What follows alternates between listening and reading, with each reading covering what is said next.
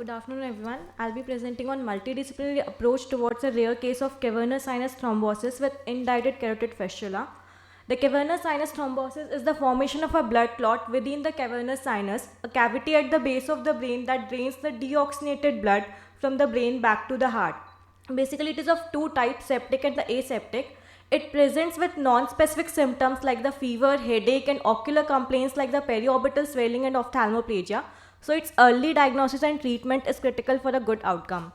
There's a case report, a 59-year-old female presented to her OPD with complaint of headache, pain, redness, and gradual protrusion of eyeball in the left eye since 1.5 months. She was known case of hypertension since 3 years and was on medication. There was no history of any ocular trauma, foreign body exposure, or any surgery.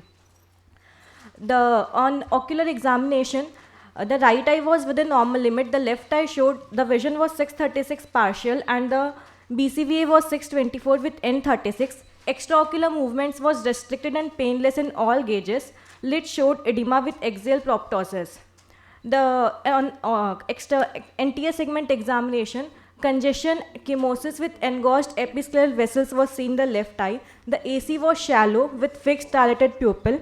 The IOP was 22 mm Hg in the left eye while 17 mm Hg in the right eye. The corneal sensations was reduced. This is the image of the left eye of my patient showing congestion, engorged episcleral vessels with fixed dilated pupil while the right eye is absolutely normal.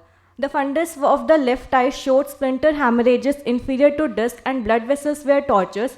Other was within normal limit. The investigation was done. Her MDCT showed the dilatation of the superior ophthalmic vein in the left side with failing defect in left cavernous sinus. Mild left eyeball proptosis was seen with diffuse thickening of extraocular muscles.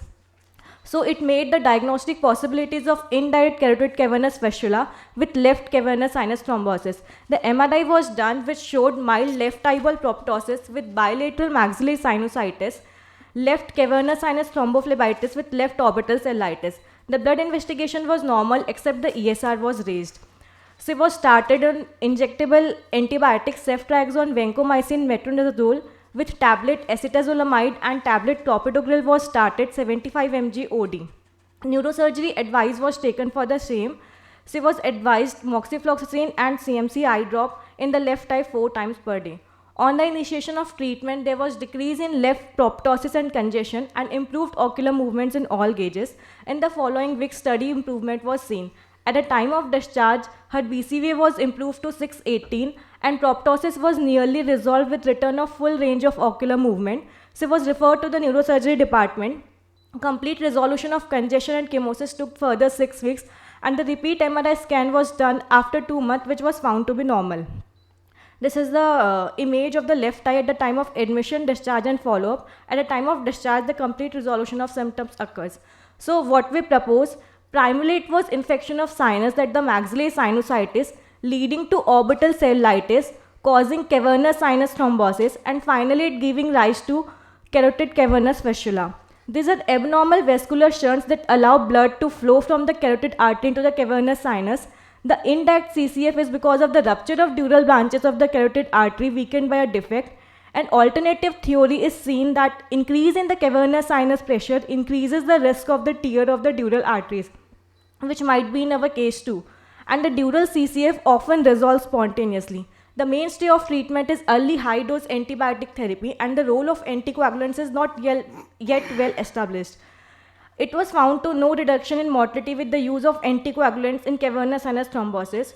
So we are keen to report this case because it is a rare presentation and very few reports of similar cases are present.